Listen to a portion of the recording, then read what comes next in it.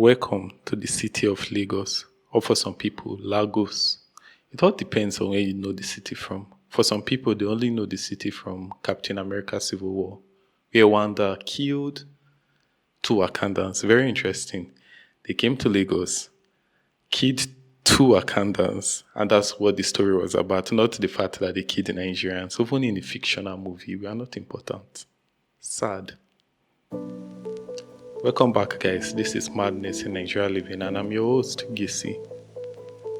Today I will be talking about Lagos, but not Lagos as in the city or the geopolitical struggles of Lagos, the entertainment. No, none of that.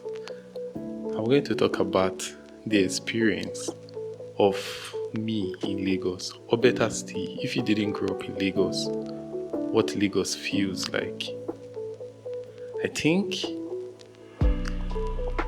for some people this might be your first time here. The idea of the podcast when I started was to talk about experiences that might be normal for you, or for someone else it just look mad. And in Nigeria there are a lot of things like that. Lagos is one place where it's elevated. If there's madness in Nigeria, Lagos has this 3,000. That said, there are some things that is good about Lagos. I'm not going to focus on that. For one, I like the every Thursday sanitation. That's a very good thing. But Lagos is one city that...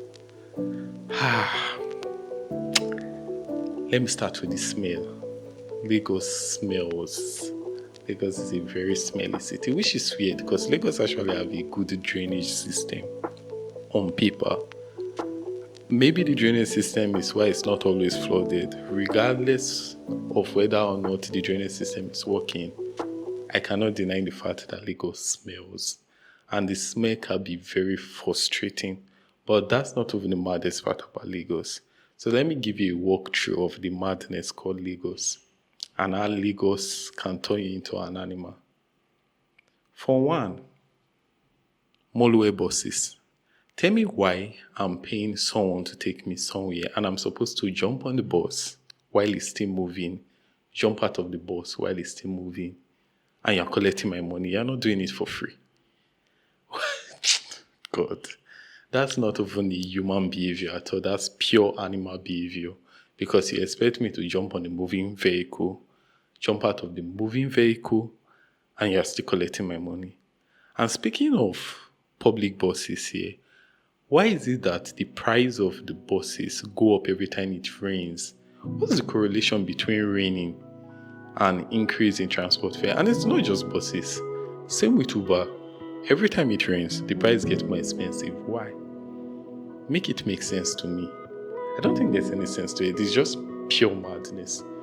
Another thing linked with the madness of the Lagos road is one, the craziest thing I've seen in Lagos.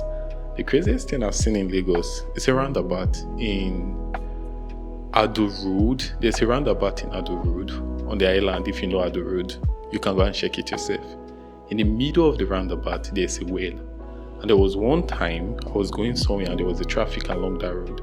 I saw someone carry a bucket to go and fetch water from the well in the middle of the roundabout, crossing through traffic to fetch water. That's not human behavior, another crazy thing. Now, back to the road craziness here. Why is it that in Lagos, regardless of if the road is free or not, we always run to cross the road? That thing always looks absurd to me. I'm going out, I see the road is free, I see everybody, they start running. I'm like, why? Then someone said something to me one time. They were like, Lagosians are mad people. The road is free now doesn't mean it's always free. A car can just come out of nowhere and just hit you. So you have to always be prepared.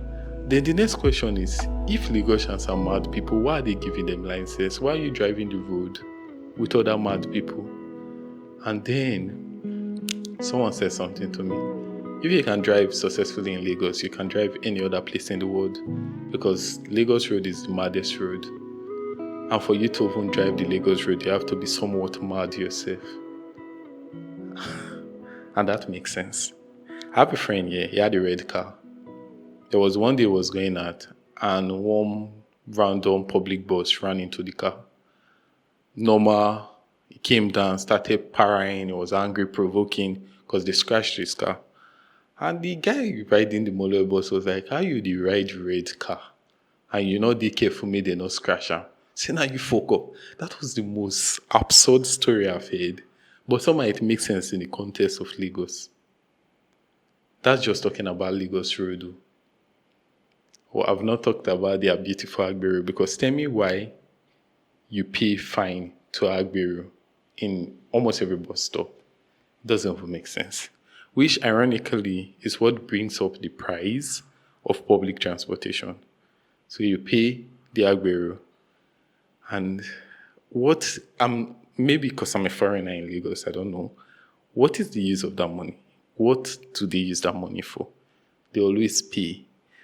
That said, I've had nice experiences with Lagos Agbero. I think one of the first time I came to Lagos around the airport area, the Agbero people they were nice.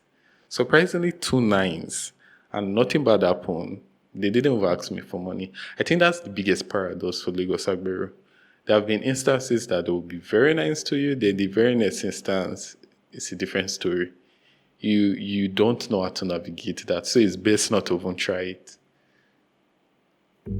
Madness number 2 for Lagos is corporate beggars, which is still another road thing.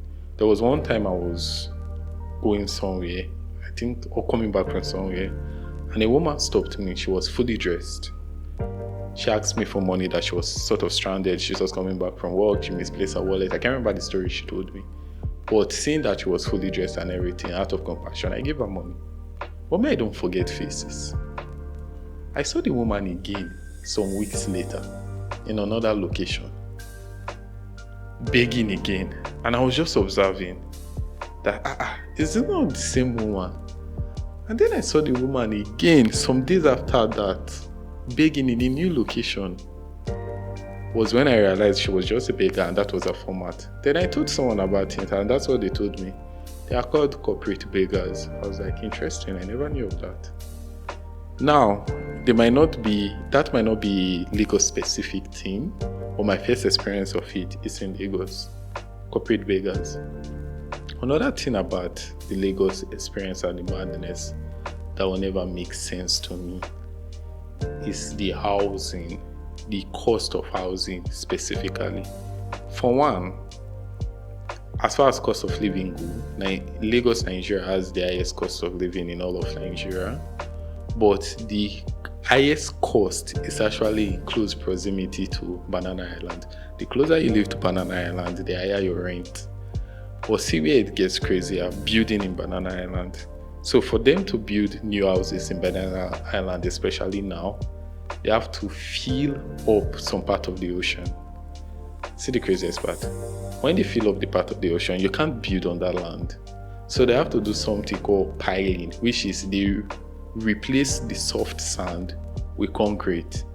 And that can go anywhere from 200 to 250 million. That's removing the cost of filling the water itself.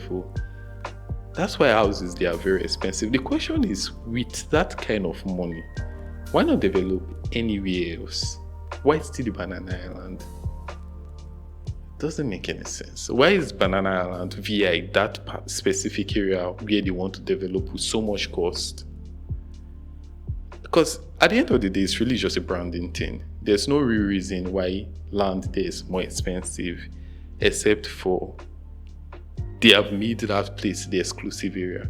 And the exclusivity of it doesn't even make much sense, because if you go there, it's not like you're going to the futuristic city of Banana Island where you will see AI system on the road or you will see hologram. Nothing like that. It's still just Lagos. The land there still stinks. It can still get flooded. So spending all that money just to stay there, it's madness. And the Lagos experience, it has been fun. I've had my fun in Lagos, but I can't deny the fact that a lot of things in Lagos doesn't make sense. I'm not even talking about the need for packaging, because you have to package to social network with some people, but there's the way you package and they will know you are definitely not part of the social network. I don't even need to talk about that. I think that's a madness we have all come to accept. If you're in Lagos, you have to package. Or these are the other madness I thought of. And I said, let me talk about it. So that's today's episode, a very short one. I just want to talk about the madness. And that's the madness. Any other madness you know of, you can talk about it down below in the comment section. And if you enjoyed this, like and subscribe. Until next week, Wednesday, where we'll talk about something else.